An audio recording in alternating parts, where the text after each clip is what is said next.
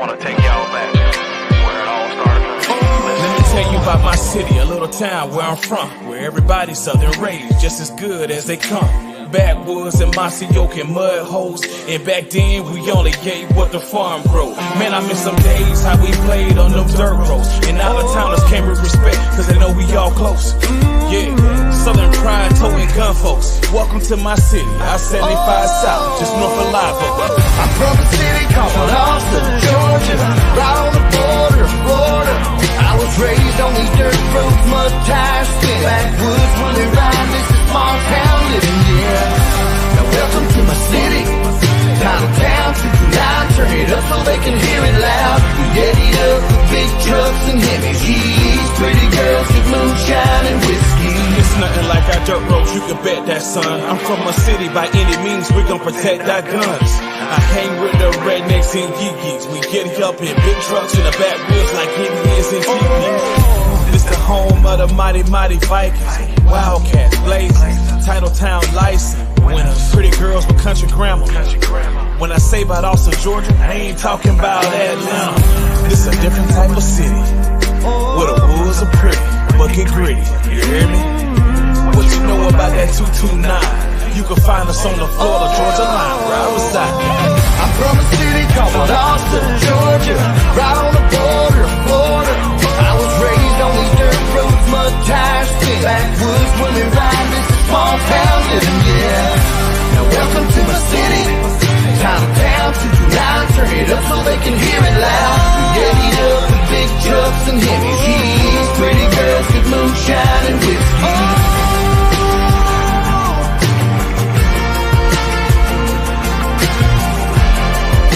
Moonshine and whiskey. Some folks really don't understand how important it is and never forget where you came from. You know, when I say Lowndes County, man, I mean Lowndes County. I'm from a city called Austin, Georgia, right on the border of Florida. I was raised on these dirt roads, mud tires, spin backwoods when they ride this small town living, yeah. Now welcome to my city, time of town, 229, turn it up so they can hear it loud. We get it up with big trucks and Hemis, pretty girls with moonshine and whiskey.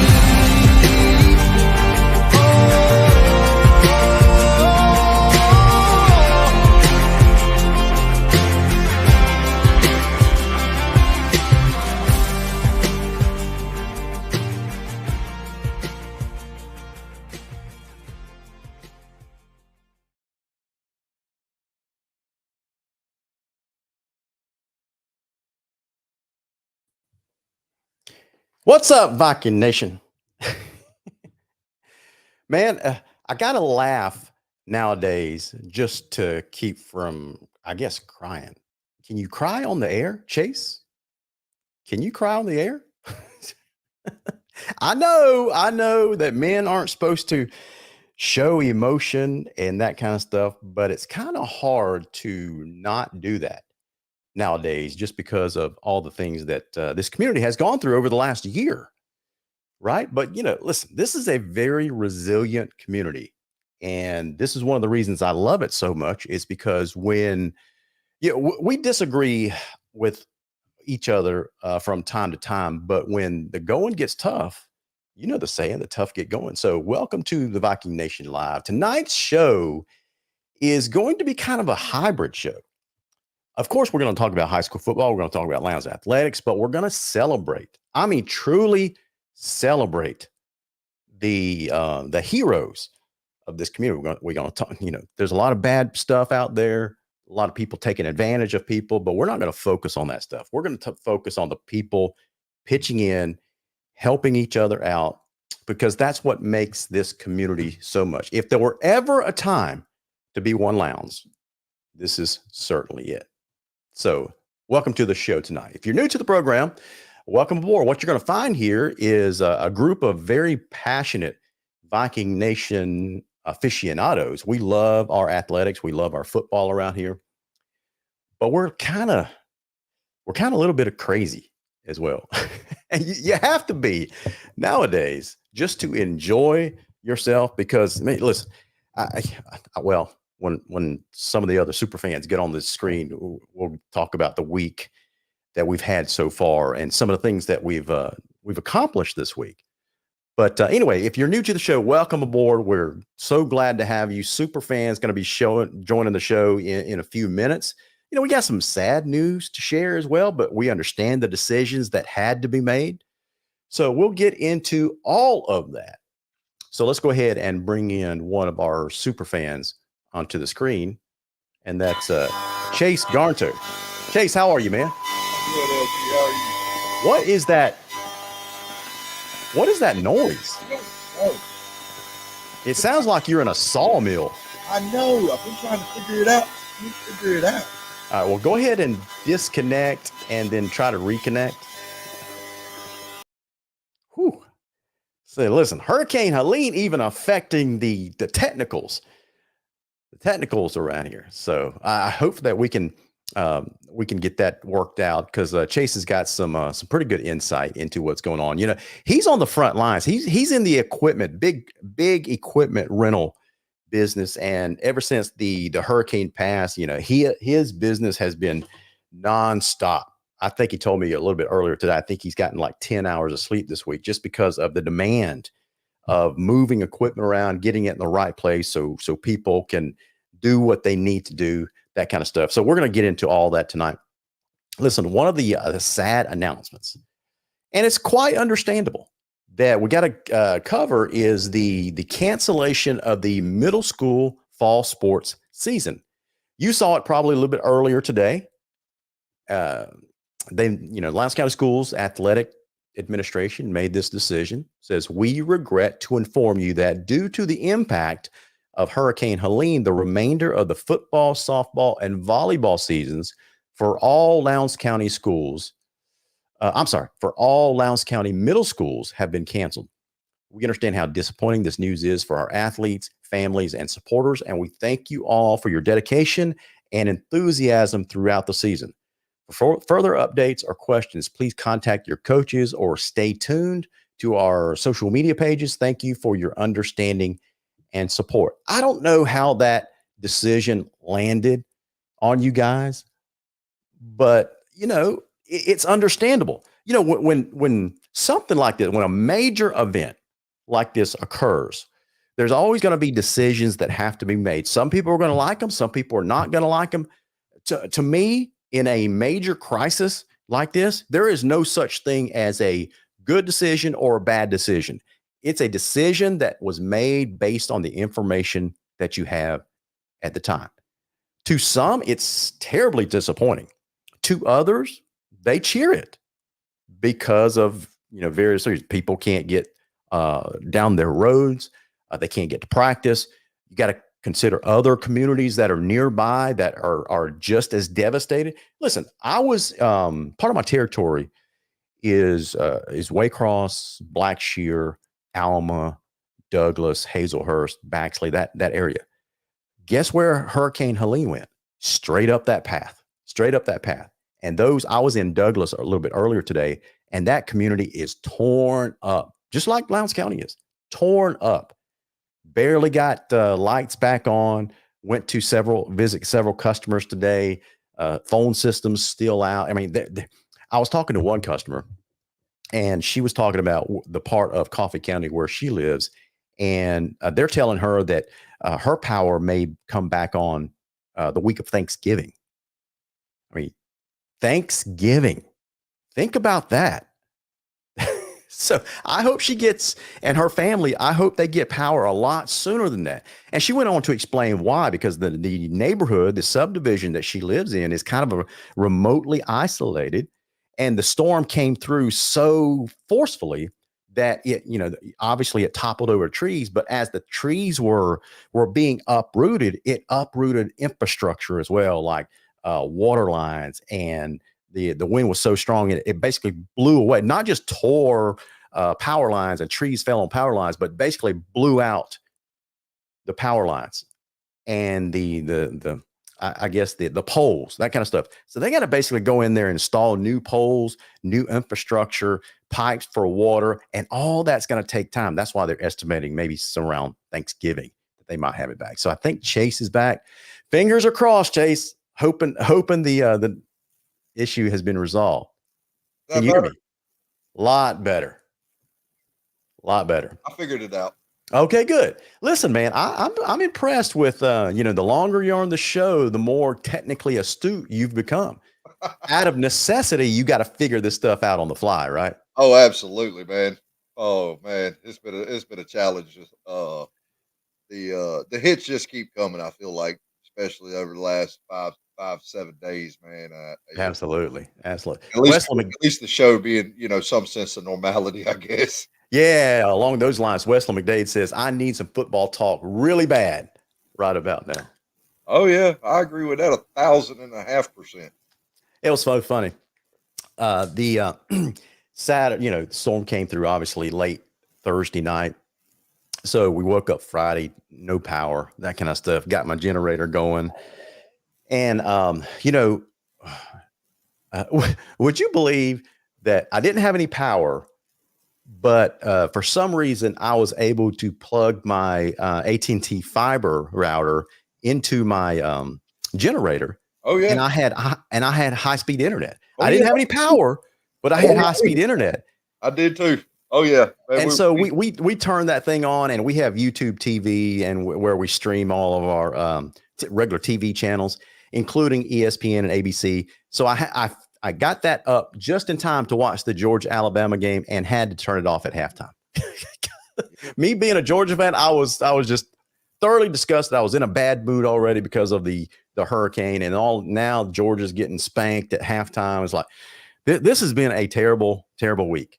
Terrible week. Now you know how most of us FSU fans feel right now. Ooh, man, we won't get into that. FSU, man, it's been a rough season for the Noles, man. Rough season for the Noles. And I got no answers. I really don't. None. It Yep. doesn't make any sense. Yeah. Well, on a good note, our Lowndes Vikings are 5-0. So let's do this again. Last week's show, heading into the hurricane, found out that the game had been canceled. At that time, Chase, we were kind of hopeful that we were going to get to play over the weekend. We didn't know how much of destruction and power outage. We didn't know any of that stuff beforehand, right? So they were going to shut down the schools as a precaution. We knew it was going to be a strong storm, but we just didn't know the extent or severity of the damage that lay ahead. Yeah. So we had hope beyond hope that we were still going to play a football game sometime over the weekend, right? But unfortunately, we got up Friday, and it was obvious that was out of the question. Yeah, out of the question. Now, Moultrie could have hosted us, but the getting kids to the school, dressed, that kind of from all over Lowndes County, that was just out of the question. Now it wasn't. Now see, there's enough rednecks, country boys that live in this county. If you'd have just gave us addresses, we could have got to the players. I promise you. I don't know, man. There were so many trees down, so many roads that were inaccessible, power lines down all over the county. It was just a dangerous situation. So I applaud the school system for calling it quits. Just reassess come Monday. We'll try to work something out. So the announcement was made that we were going to play. We were going to move that game with Colquitt to our bye week, October 18th. We're going to move forward with our regular season. And this coming Friday, we were supposed to play Tift County up in Tifton. Then all of a sudden, within 24 hours, the announcement was made that no, the entire region was going to push all the games back by a week and keep our original schedule. And now here we are on the eve of going over to Moultrie. Yeah. You agree with that decision? It's really an unfair question because I said a while ago, in a crisis situation, you just make the decision based on the information that you have. So, so I shouldn't have really characterized the question that way because I don't think it was an incorrect or a correct decision. It was just a decision that had to be made. Some people are not going to like it. Some people are going to like it, and we just move forward. So, did they ever make a decision on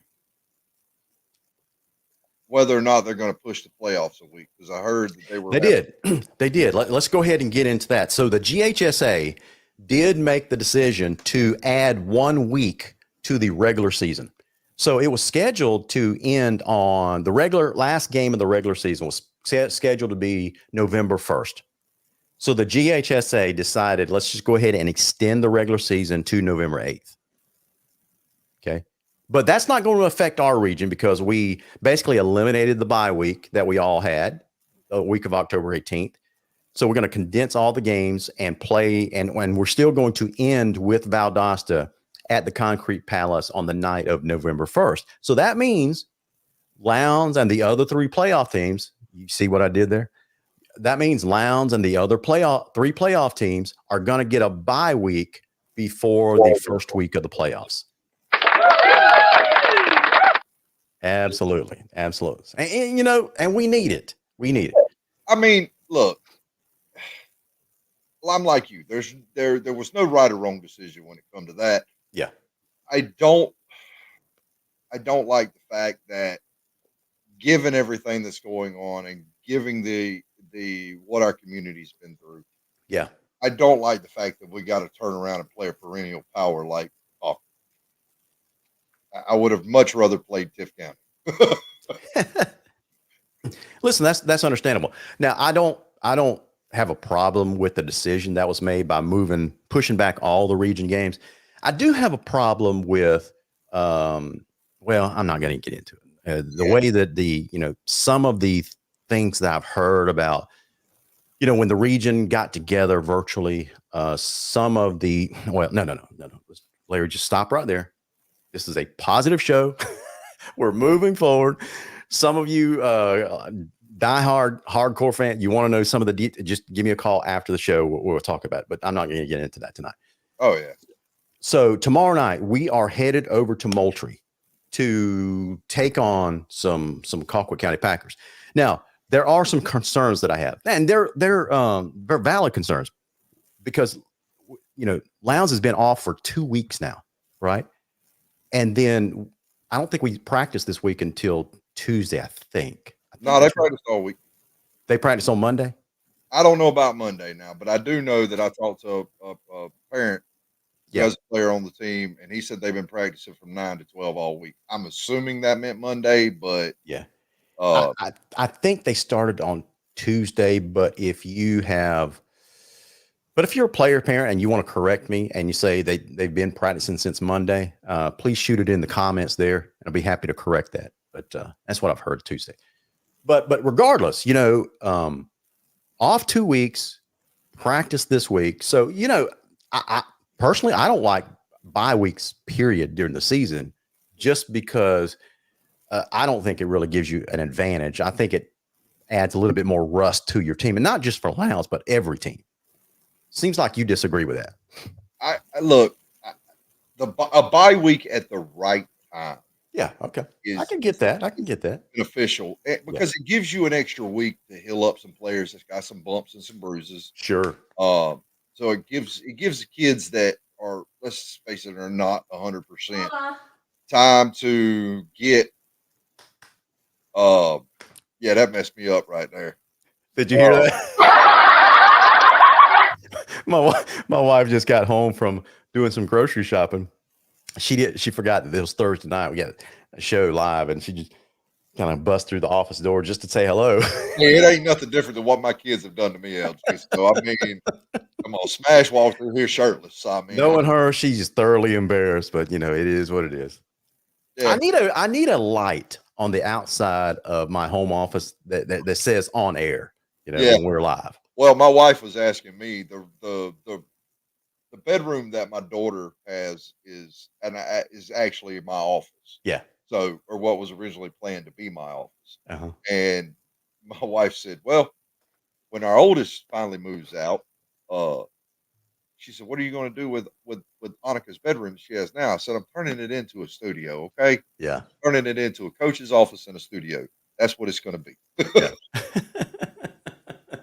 Now, Travis Hart's got an interesting comment, and it's related to these towns. Apparently, they've implemented mandatory curfews. Some of them, yes. Yeah, so maybe Travis is referring to maybe does Colquitt County or Moultrie have a curfew? No, Valdosta did though.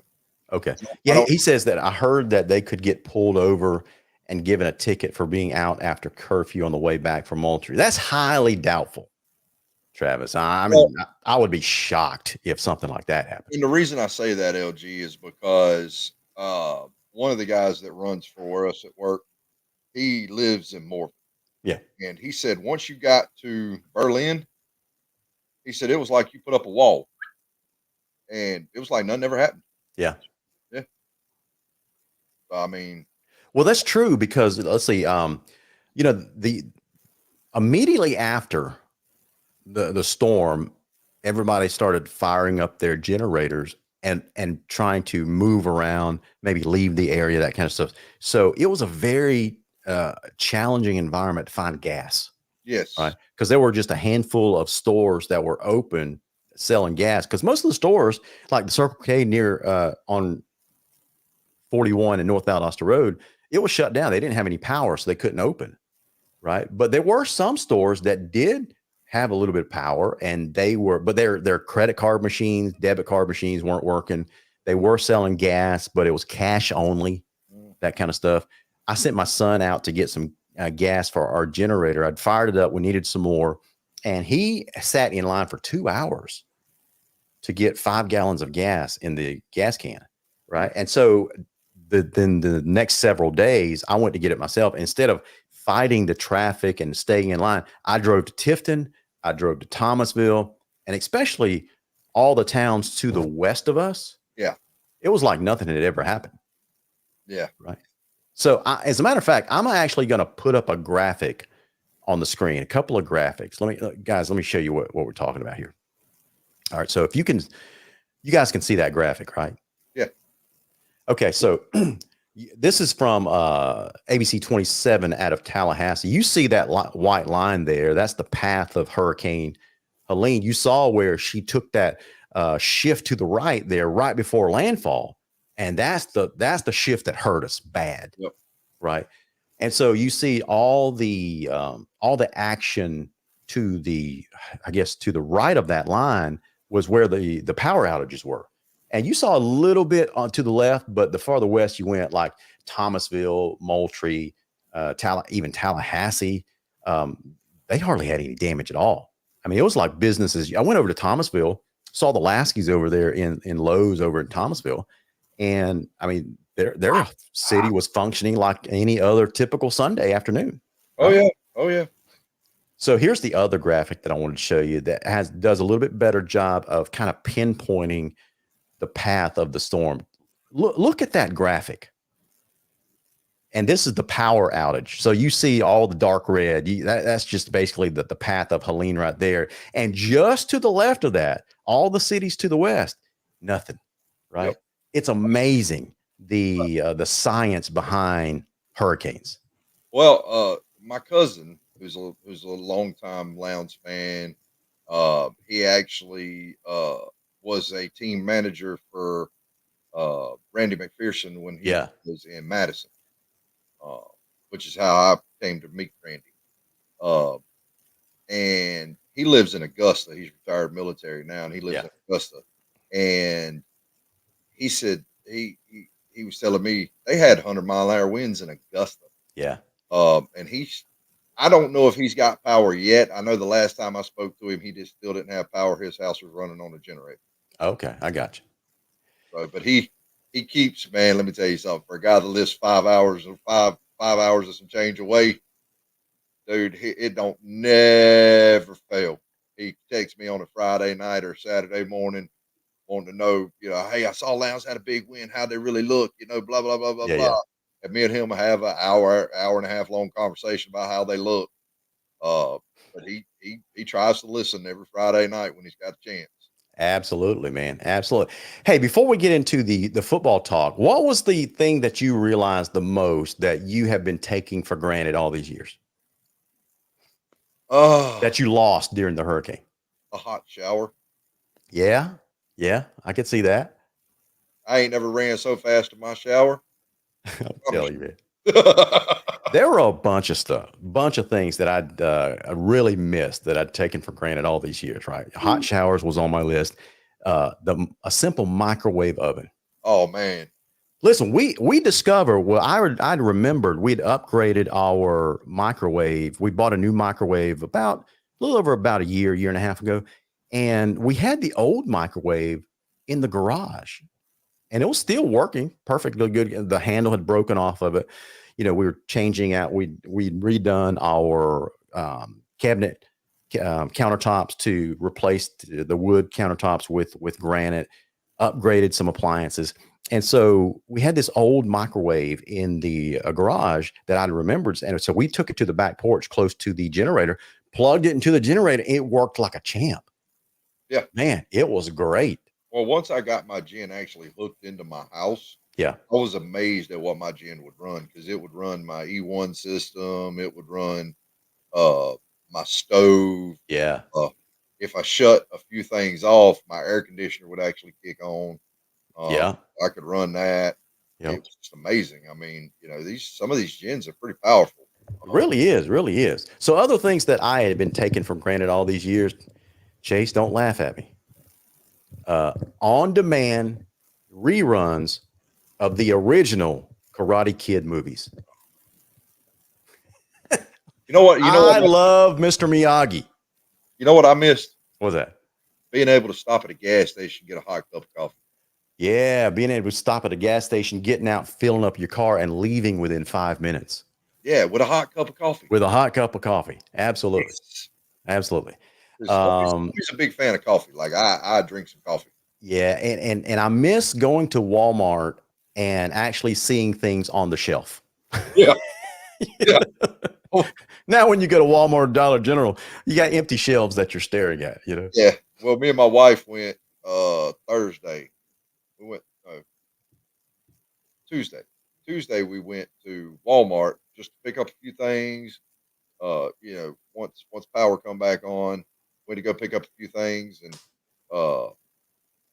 we went to Walmart, come back, and while we were at Walmart, I saw, of course, you know, I've seen a bunch of people that I haven't been able to get in touch with, and you know, of course, hugged their neck, you know, Yeah. told them, you know, glad to see you safe, you know, ask them about damages to their house and whatnot, and then, you know, just trying to get a few things and trying to figure out what to fix for dinner. Yeah. It was like, oh man, I don't know what we're gonna fix. So, you know, we Yeah. might. So some of the things that our fans had taken for granted, they put on the comments. I think Candace said Food. She took for granted food. That's true. That's true. If you weren't prepared and stocked well, I mean, yeah. Kind of missed food. Yeah. Yeah. So Candace said either hot cooked meals or fast food. Absolutely. Caleb Arnold says he took for granted air conditioning. Absolutely. So there's a buddy of mine, a retired former Lowndes high school instructor, teacher out there, a guy named Jody Allen. Many of you may know Jody, but he put on Facebook that you know, one of the things that he did this year is he bought a portable air conditioning, not a window unit, but a portable one you can move from room to room. Mm-hmm. So I thought, what a brilliant idea. So I'm thinking, all right, the Lowe's here is they're open, but they're completely out of that stuff. Home Depot's out of it. So I got on the Lowe's app and searched for those, and I found several of them in stock in Tifton. So during my morning gas run up to Tifton, I went ahead and ordered that thing online through the app and got them to hold it for me for delivery. So I went up there, got it, paid my money. I was glad to go into credit card debt for that. Thanks. Got back home, plugged it into the generator. It fired up like a champ, and it made it more bearable. It really did. Absolutely. So Jody, if you're watching, appreciate the heads up, my man. That was a great find. Great find. Candace says, go back and read my comments. Candace, which one? Are you talking about I had to throw all our food out? Oh, no. Oh, no. Well, I hope your insurance coverage covers food spoilage, because some insurance, I don't know if you're a homeowner or maybe you have rental insurance. I don't know what your situation there, but some of these insurance policies do have food spoilage riders that you could get reimbursed for food that you have to throw out like that. I hope that's the case for you. No, she said no. They practiced all week. Appreciate the correction there, Candace. I called her Marie. Appreciate the correction there. So they did practice since Monday. So that's good. That's good to know. That's good to know. I'm hoping after a 2-week layoff, an unexpected 2-week layoff, that we don't start kind of slow and rusty, because sometimes teams that have an extended layoff can be a little bit rusty. Okay. And facing a team like Colquitt County, one of the things they like to do over there in the hog pen is jump on teams in a hurry, right? Yeah. And I just don't want our Vikings to face a situation that they're trying to dig themselves out of an early hole by being down 2 scores. Because, you know, in the past when we've gone over there, Colquitt kind of jumps on us early. That's usually their game plan, is to get up 2 scores early on us, and the rest of the night it's an uphill climb if you do that against a good program, right? Well, I just feel like, you know, somebody needs to warn them Packers that we bring in some juice, we bring some slash, we bring in the big unit and the Waffle House, so you can have it scattered, splattered, smothered, and covered, baby. I love it. We bring in the Lowndes Waffle House. Yeah, we bring in the big unit, the Waffle House, slash the sophomore phenom juice. Yep. The big hog molly hog eaters up front. They gonna be blocking for them all night, and we coming. Guns blazing, and spears and axes and shields ready. That's right. All right, so here's a plug. Here's a plug from my boy Matthew Godwin, watching the show, I think, for maybe first time ever, or he doesn't watch it very often. So he's out there in the real world now. Works for a company called Horseman. They deal with educators, but they do sell homeowners insurance, renters insurance, that kind of stuff. And he says that Horseman renter and homeowner policies include a $500 loss of food coverage that does not affect your deductible. Claims are easy, and I hear the agents are pretty decent too. All right, buddy. All right, Matthew, that's your free plug for the year. There you go. So if you don't have that type of renter's insurance, give Matthew a call at Horseman, and he will set you up. So anyway, my nephew Dawson Godwin is watching the program up in Berrien County tonight with my mom, Maya Flanders. So appreciate that. They're joining us. So tomorrow night in the hog pen, we're going to make it a family affair. Take a whole carload of us Godwins over there to Moultrie to watch our Lowndes Vikings. So good stuff. Good stuff. Now, speaking of that, Chase, normally Lowndes does travel well to away games. Now, we've had some challenges over last couple of years just because of our coaching situation, that kind of stuff. But I think that's on the mend. Yeah. So is Lowndes the road warriors of the old Lowndes fan base? Are they fired up now to start traveling with the team like we've done in the past? Or do you expect it to be kind of down some because of the still hurricane situation? Well, I think this will be a testament to help alleviate some of that. When you can reinvigorate the younger fans, yeah. When you can get your middle schoolers excited about going to a game and wanting to travel to go to a game, I think that says a lot. And my baby boy, who's a middle school football player, who's gone to every game so far this year, which is a rarity because I don't think he went to but a few last year.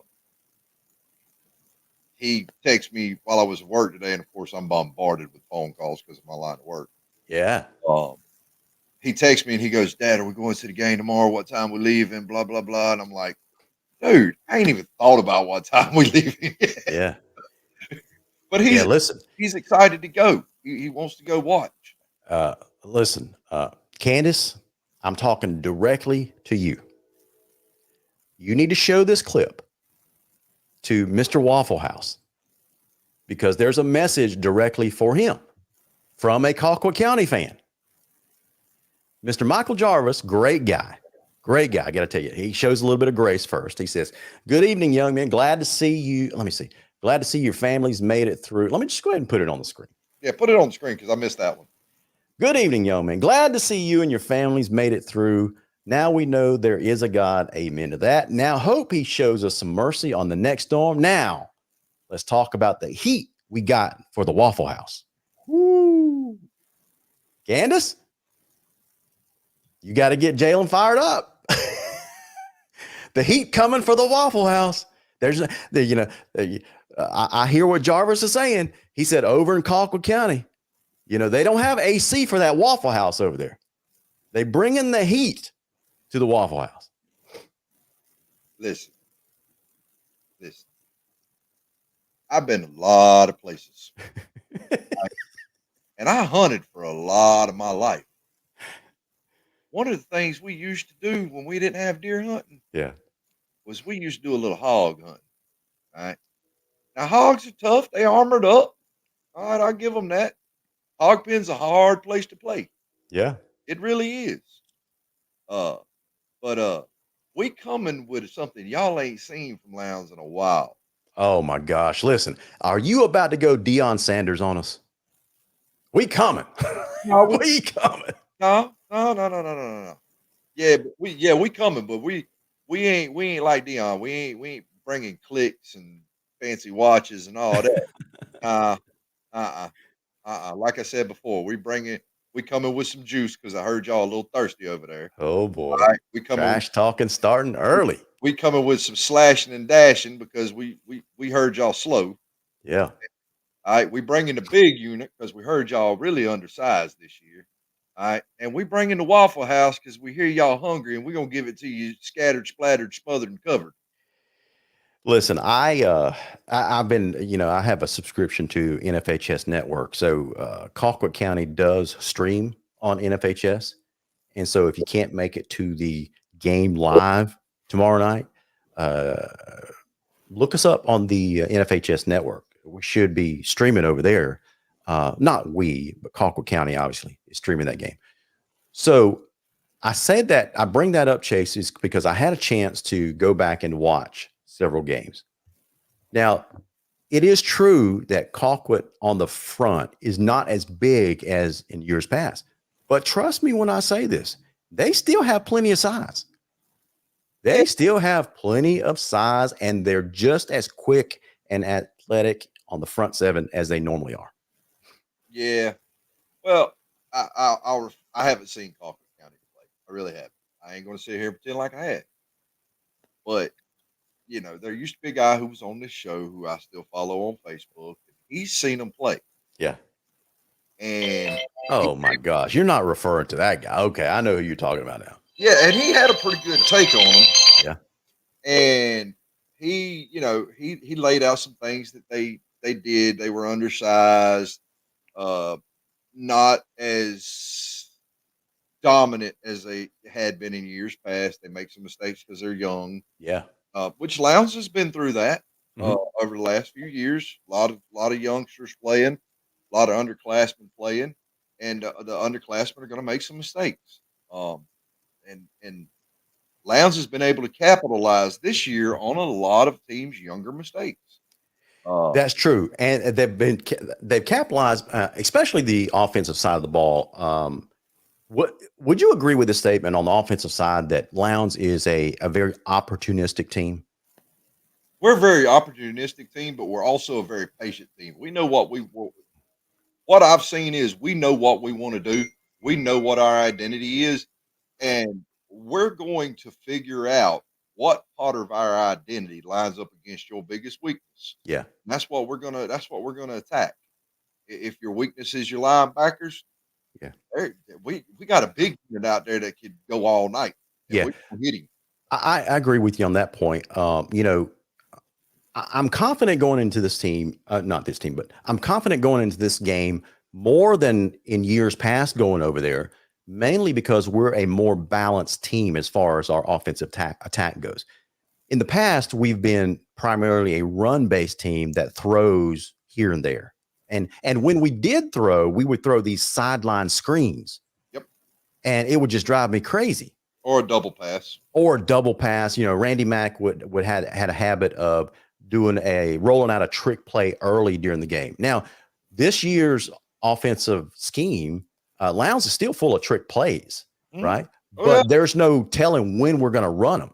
We'll run 3 or 4 during the course of a game. Yeah.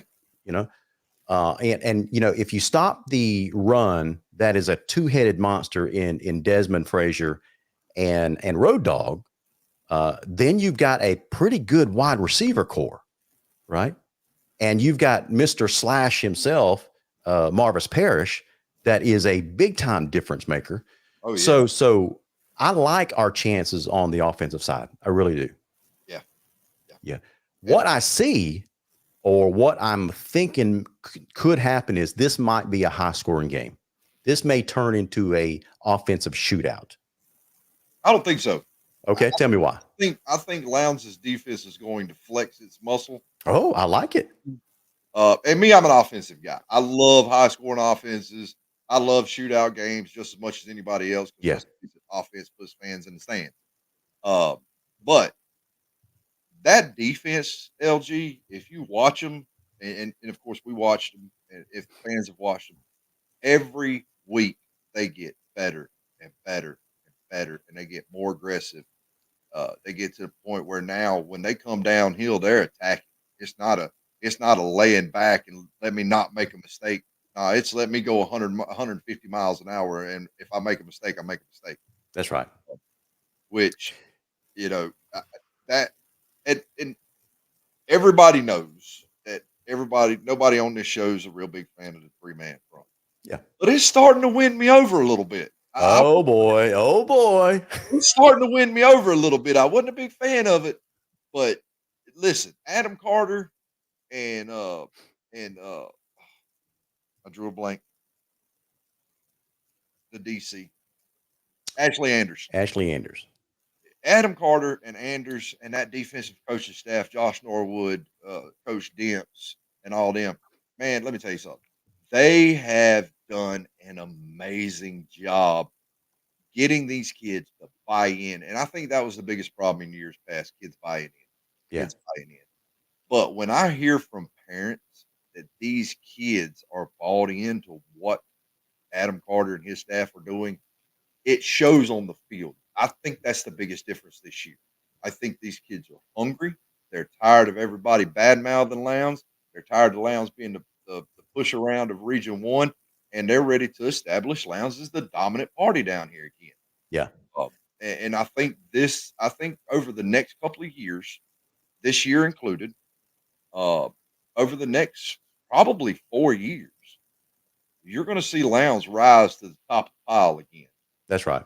And we're going to be sitting on the throne as being the kings of South Georgia again. I love your confidence. I really do. I'm not quite there yet. And I emphasize the word yet. I think this team still has to do a little bit more to before I proclaim that the swagger is back. But I think they are definitely well on their way. Now, when it comes to the 3-man front, that subject has been beaten to death. But I will agree with you on this point. I think when we switch out of the 3-man front in this defensive scheme, sometimes we'll go 4-man front. Sometimes we'll walk both linebackers up to a 5-man front. I've noticed that whenever we at least walk one linebacker up, preferably 2, as long as we stay out of that 3-man front, then we play really, really good defense. Yeah. But I've noticed that when we go shift back into a 3-man front, then teams start running on us. That's just a tendency or a trend that I've noticed. So I don't mind them running this scheme, but at least walk one linebacker up. Well, I think what they're doing is they're showing different fronts. Yeah, I can go for that. Yeah. Showing different fronts, but then it's, I think a lot of people sometimes forget that's what made Kirby Smart so great at Alabama. Okay. Let me stop you there. That's what made Kirby so great at Alabama. and continue to be great at Georgia? Okay, now you can continue. That still remains to be seen. But we said this before. I think Georgia's checkbook's just bigger. But I digress. Yeah, Uh, that's what made Kirby Smart so good is he would line up and he would show you one thing, all right? And as soon as the ball snapped, he's in yeah, something else. Okay. And I think that's what I really feel like, and I need to watch some more film and not through a camera lens, of course, right. because let's face it, that's kind of hard sometimes.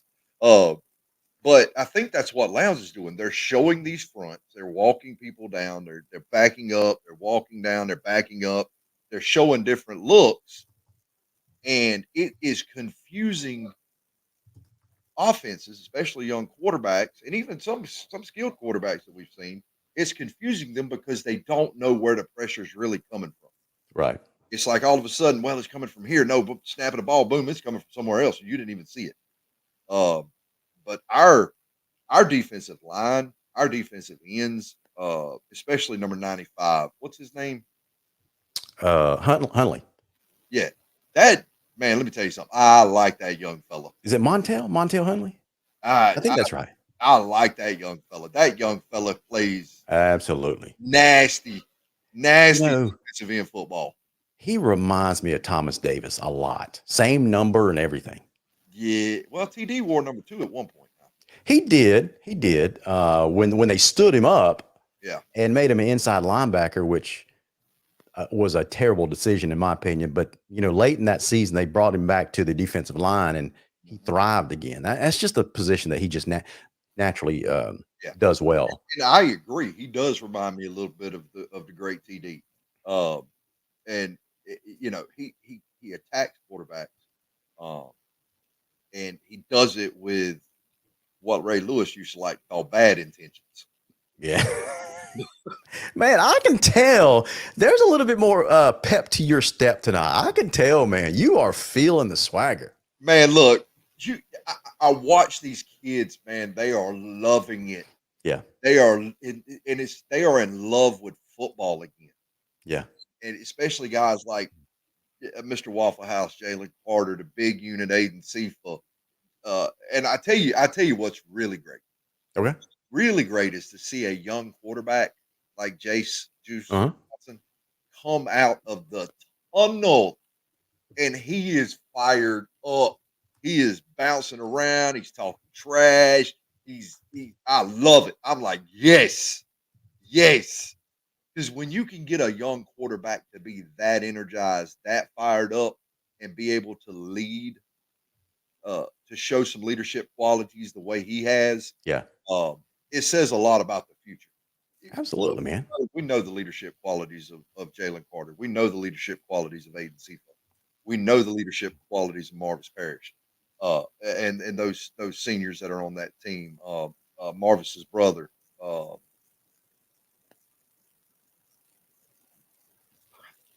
drew a blank again. Marvis's brother? Yeah, Oh. Oh, you talking about well, shoot, man. you drew a blank too, didn't you? Now that I'm purposely Help trying to us think about it, I'm Help us out, Candace. 54 and I blame my sometimers. Marcus. Jamarcus. Thank you. Thank you, Candace. Jamarcus. Oh my gosh. The leadership qualities of those guys we know, but Yeah. those guys aren't going to be here Hmm. next year. Okay, so the young guys are starting to come in and they're starting to step in and they're starting to show signs of leadership and maturity and things like that. Now, I've always been a big fan of quarterbacks who stay engaged. Mhm. Okay, uh, especially young quarterbacks. As a coach, when you're coaching younger quarterbacks, a lot of quarterbacks, especially younger ones, they come off the field or whatever, they go kind of behind the team. They don't stay engaged. They don't stay up on the sideline. They don't stay next to a coach. They don't stay next to a receiver or something like that, talking to his guys. Jace stays engaged. Yeah. He stays constantly walking, stays constantly watching what's going on the field, stays constantly beside uh, a coach or a receiver or somebody like that. And he's constantly watching and talking and learning and adapting different things. And, uh, you know, it's very reinvigorating, especially from a fan standpoint to see that. And I love it. I love it. And I really got to say this: a lot of coaches that I've seen throughout the years, Mhm. especially when their teams are up big, okay, they kind of relax. They don't they don't focus on the mental mistakes as much. They kind of let some stuff slide, you know. I got news for you. All you younger players that's coming up, uh, that ain't Coach Carter. Yeah. Don't All right. think So let's, if he's up, he's gonna relax on coaching. Because if you make a mistake, it doesn't matter if he's up by 50. yeah. He's still gonna be on your butt, and I like it. All right. So let's talk about some of the stat comparisons, you know. And what made me think about this was Candace a while ago was talking about no one has scored more than 15 on Lowndes all year. Okay, in a game. Yep. So let's talk about some of the stat comparisons and what we can expect some of the players to look for. Now, if you're a Lowndes fan, obviously you know our guys to look for. Let's go over some of those Lowndes stats though. So you're talking about this is the balanced part that I like, Chase. So Lowndes is 51 on 71 attempts this year. Mhm, So that's a 72% completion mhm, ratio. And I love it because, earlier we talked about we're not doing this sideline to sideline screen passing game. We're talking slants, bubble screens, pressing it vertically. Um, it's a mixture. It's a very, very good mixture of different pass routes. And I love to see that 71 attempts, 51 completions on the year, 72% completion rate, averaging about 145 yards, passing yards per game, which is pretty good because in the vast majority of the games, we've been out. Our first team offense has been out of the second half. So that passing stat could have been larger, I think, if oh we yeah, stayed absolutely. in the game longer. Now, rushing, we're averaging about 263 rushing yards Mhm, per game for a total of just a little bit more than 400 yards per game of yeah, offense. and Pretty, I feel pretty like good. I got to correct you on something. It's a four-headed rushing attack. Okay, so you're counting the quarterbacks. Absolutely, them boys. Okay. Listen, Juice and Marvis have been pounding that rock just as hard as everybody else. I got to All give them right. their due. I got to give them their due. All right. All right. So let's talk about that rushing attack. All right. So Marvis has had 30 carries on the year for 372 yards.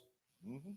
Now, most of that, well, I shouldn't say it, but a good chunk of that 372 yards came on one play in the Marvis push.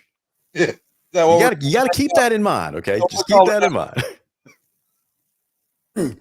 So the leading rusher on the not I shouldn't say the leading, but here's the top four. Desmond's got 22 carries on the year, 125 yards, averaging about 5.5 yards a carry. Aleem Road Dog, he's got 32 carries on the year, 440 yards. He's definitely our go-to guy in the rushing game. Yeah, Okay, we do run a fair bit of quarterback keepers, draws, sometimes read options, that kind of stuff. But Road Dog and Desmond are usually the feature of the running game. yeah. And then on occasion, you have some quarterback draws and keepers. So Marvis, Jace has got 30 carries on the year for 166 yards. Okay. So you're right. There is a four-headed attack, but the main focus is Road Dog and Desmond in the Oh, rushing. yeah, yeah, yeah. So, I mean, look, I like our rushing attack. I'm really proud of how far our passing game has come. Yeah. So Michael Jarvis says, so don't choke. You got all this stuff going for you. Don't choke. Man, he's feeling good tonight. Yeah, he's talking about them. He's talking about them grills where they be burning hamburgers over there. That's right. That's right. All right. So let's go into some of these other stats, like the top receivers for Lowndes. So you got, let's see, team stats here. Yeah. Player stats.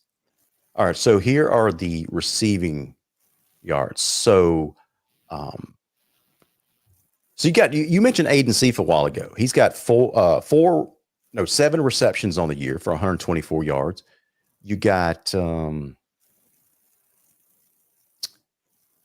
Mr. Thomas there, number 12. He's got 52 receiving yards on the year. The thing that I'm struggling with is we don't throw it to one guy or two guys. There's like almost a dozen receivers here that's got significant yardage, right? So you got Desmond Frazier. We talked about running back, but he's a pretty good receiver out of the backfield, right? You got Aleem Brown, Road Dogg, also a good receiver. Now, the thing I like about Road Dogg being a receiver is you can easily line him up in the slot position. You can send him in motion on wheel routes because he's just that quick. Yeah, he is. Right. He reminds me a lot of Travis Tisdale, Davon Kyle, those guys. That's right. So the leading receiver on the year, as far as yards goes, is Mr. Waffle House, Jalen Carter. He's a senior this year, got 11 receptions for 245 yards. I think last year he probably has more receiving yards, but I think teams are focusing a little bit more on him, right? Probably shading a safety over to his side, and that's freeing up a lot of these guys, right? Mm-hmm. And I like that. Got another. You Yeah. take away that one, we got another. That's right. So you shade a safety over there and to Jalen's side, and you got Aleem coming out of the backfield right behind that with a wheel route. You got Sifa going down the seam, you know. Mm-hmm. So there's all kinds. Hey, Michael Jarvis. Oh boy. Hey, listen real closely. Come on in close to the camera because I want to make sure you hear this. Please, I'm begging you, tell the coaches to put one single high safety and run man on us, please. Begging you. Man, y'all talking trash now. I'm begging you. Because listen, man, I used to be the biggest trash talker there ever was, and I can come up with some whoppers too, but I have learned I don't do that anymore. Not pregame. Anyway, now I'll talk some trash after the game's over with. I talk trash anytime. It don't matter. Let's go. I'm the McAfee of this show. Come on. I hear you, man. Now, just don't show up one Thursday night with a tank top on, okay? I just might have to, but I got to get me some sunburn going on first. There you go. All right, so let's talk about Colquitt stats. All right, so they're a pretty balanced team offensively. They've got a pretty young quarterback, but he's got 48 completions on 75 passing attempts this year, 593 yards, 64% completion ratio. Okay. Yeah.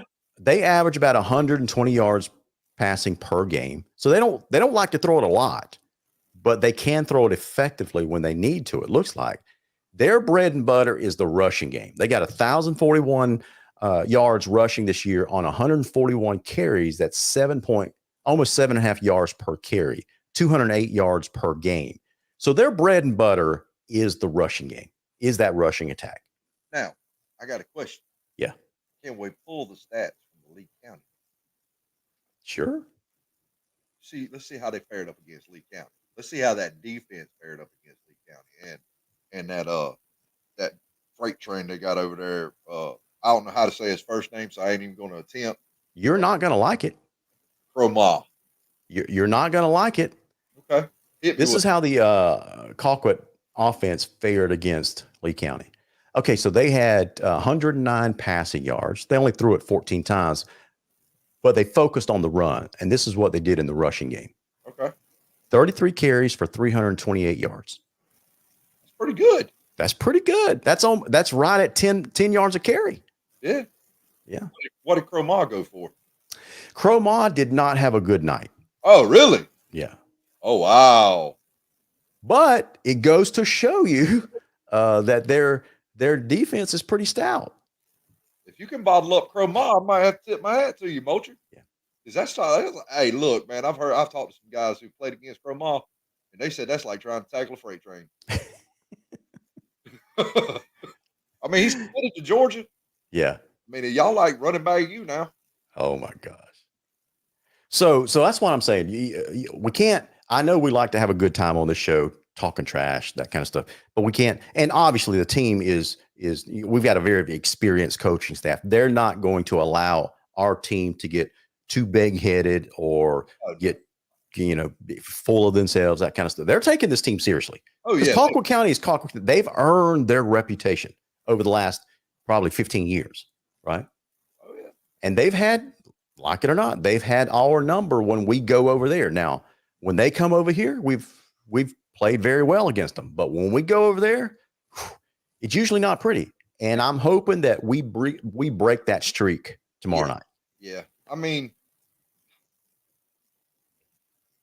let's face it. It's a deep rivalry. Yeah. It's a deep rivalry. I remember when we were in school, how much it was the Lowndes and Valdosta and the Lowndes and Colquitt rivalry. Yeah. So do you think this rivalry with Colquitt County now is just as big as Valdosta? No, You still don't think so? It'll never be. Okay, all right. There's a reason why this game doesn't have a name, and the Lowndes Valdosta game is known as the Winnersville Classic. I think we should give this game a name, right? We could call it the Hog Slaughter, How about this? How about we call this the Hatersville Classic? the Hatersville Classic. Yeah, I got it. LG, you want to give it a name? We'll call it the Babylon 133. I got you. Okay, all right. Hey, so what do you guys think? Talking to the audience tonight, you think we ought to name this? Is the rivalry with Colquitt County big enough to deserve a name for this game, or is it just the Colquitt game? I think it should be the Battle on 133. Yeah, Because I kind of like the Hatersville Classic. that's what they call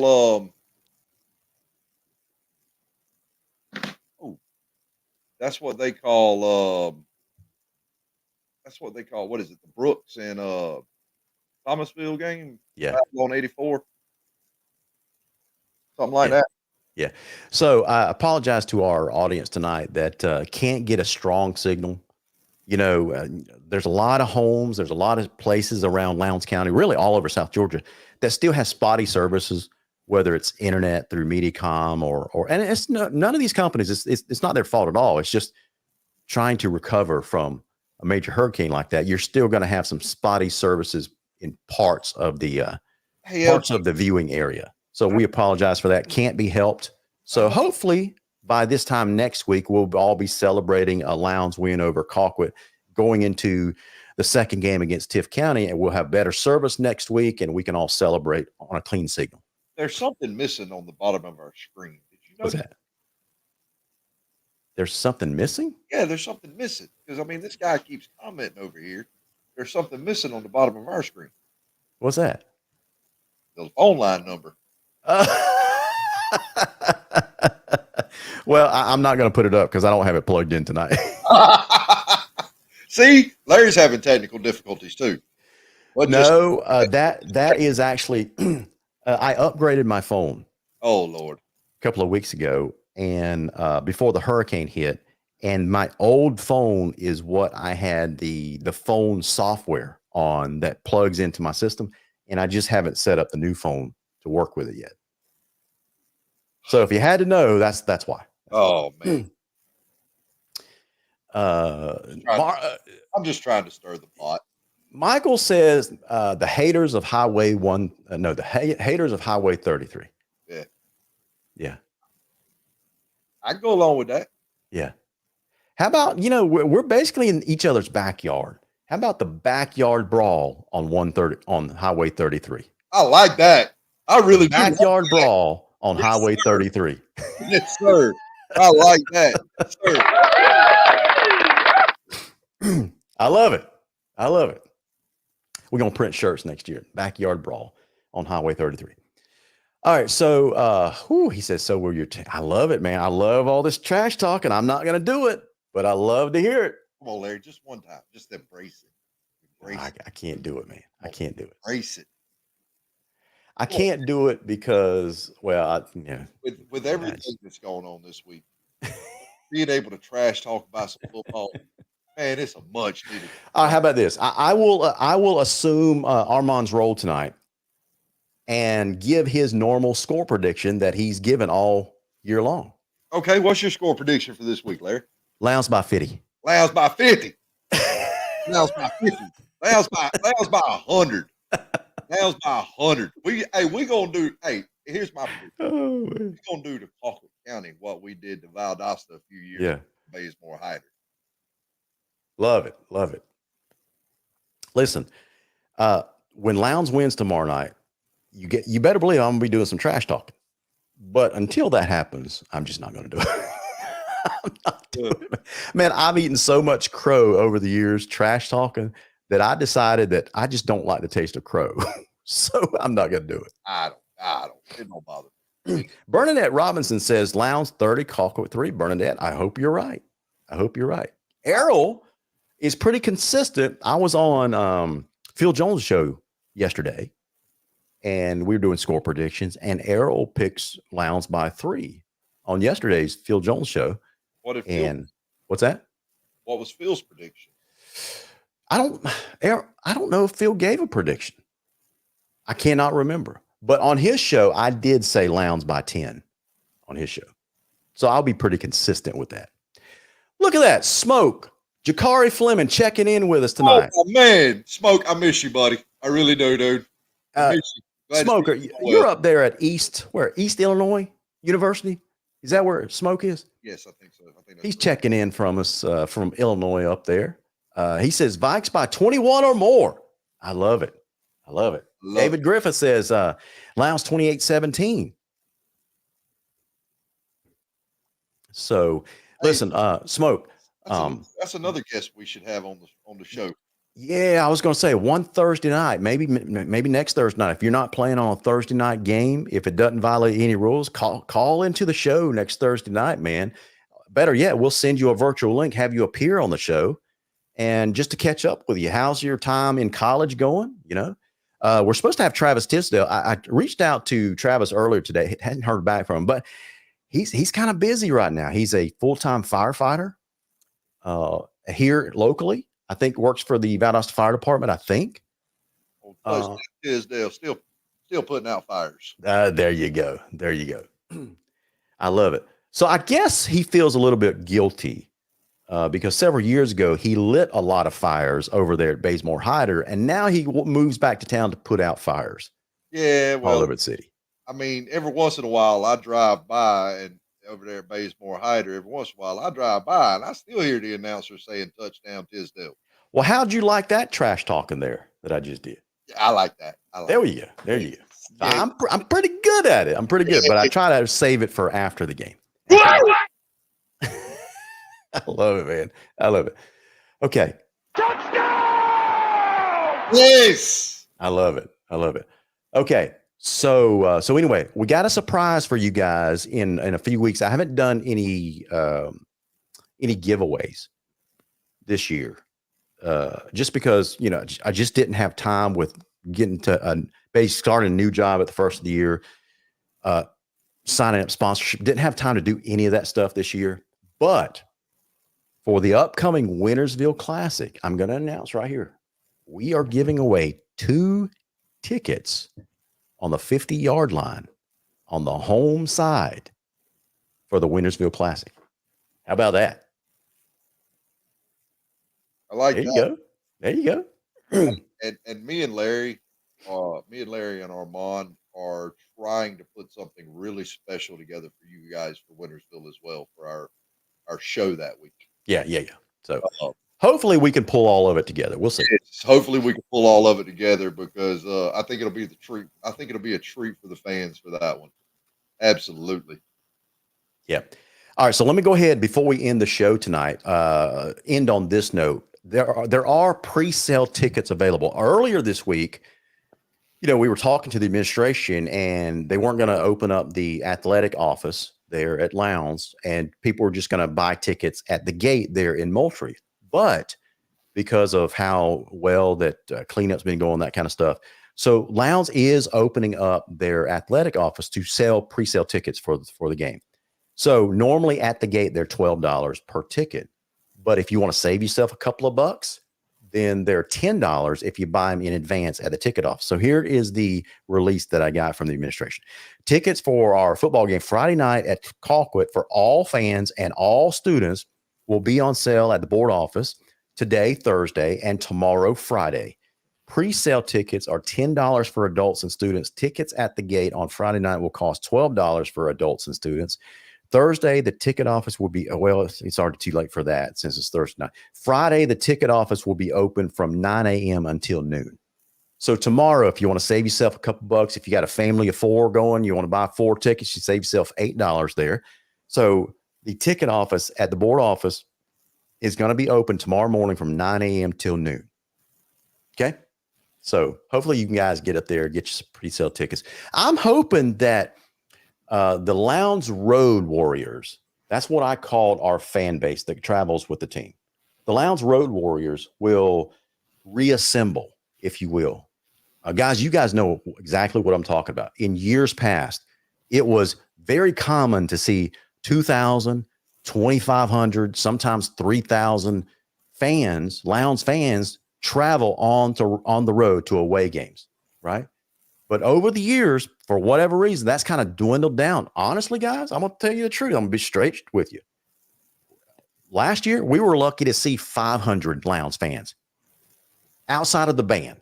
Okay, I'm not including the band in these numbers. We were lucky to see 500 Lowndes fans on the road. I think we can do better than that. And now that we've got a really great coaching staff in place, we got the players to bring home some trophies, that kind of stuff.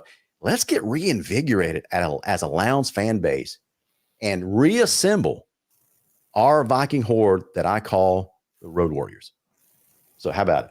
Hope you guys know this week is going to be kind of tough on some people because of the hurricane situation. But let's assemble the Road Warriors over there in Moultrie at MacTharp Stadium for a 7:30 kickoff tomorrow night. Okay? So anyway. Ray Oliver says, I totally agree with you, brother. Plowboys for life. Rolodex Williams, he is a big not Lowndes fan. Rolodex, Rolo, I should call him Rolo. I guess he thinks that I almost cussed at him because I almost called him a Lowndes fan. But Rolo is a Valdosta fan. He says, Lowndes by 10, and I'm a Wildcat fan. Will never cheer for Colquitt over no team from Lowndes County. There you go. I love that community spirit. Yeah, yes, sir. That is solidarity right there. We appreciate that, Rolo. Look, and I am hoping and praying that Lowndes and Valdosta, when it comes to Tuesday week, are both undefeated. Yeah, that would be something. A clash for the ages. Yep, absolutely. Wouldn't that be something? Man, packed house at Martin Stadium. Man, come on. Listen, I'm telling you right now, how crazy would it be for Lowndes to enter that Wintersville Classic at 9-0? Dude, that'd be. You talking about the return of the swagger? Oh, man. That'll bring it back in a hurry. I'll tell you what, if Lowndes does that, I think me and Manny can collaborate and make one awesome hype video for that one. Listen, man, I'm going to make a commitment to you guys. All you players, I said I wasn't going to do this a while ago, right? But I'll make this special one night and one night only, okay? If Lowndes enters the Wintersville Classic at 9-0, I will do a lot of trash talking on our Thursday night show before that game. Oh, it's Wintersville. I'm going to trash talk. I don't care. All right, we'll leave you with this. Our heckling. Now, when I say this, Michael Jarvis is a great guy. He really is. The entire Jarvis clan, really, really good people. So I say this with affection, Michael. So the Colquitt heckler on the comment line tonight, known as Michael Jarvis, he says, sometimes, guys, dreams sometimes don't come true. There you go. This guy. So anyway, all you players, parents that are watching the show tonight, I know there's a bunch of you. I know there's a bunch of players and coaches watching the show tonight.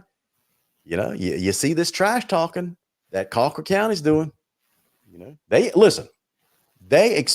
all kidding aside, when Lowndes goes over to MacTharp, I'm telling you, their fan base, their program automatically counts that as a Colquitt win. That's the truth. They automatically count that as a Colquitt win when we go over to the hog pen. Right?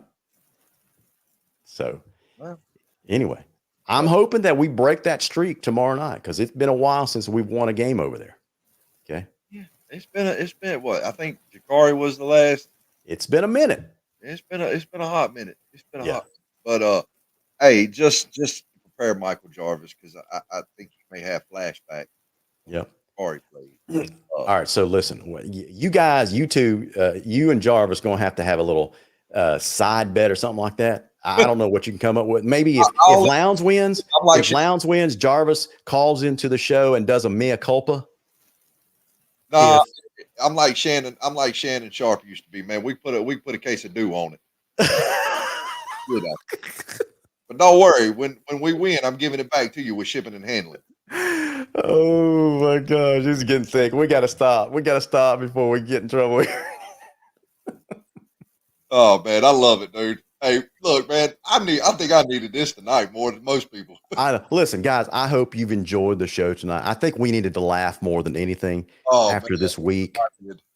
You know, so the way we're going to end the show tonight means a little bit more tonight when we say may God bless you, because we really mean it. There's a lot of families still hurting. There's a lot of people still don't have power. There's a lot of people don't have food, right? Water, that kind of stuff. So with that said, guys, as always, may God bless every single one of you, and go Vikings. Lowndes by 50. Go Vikes. Love it.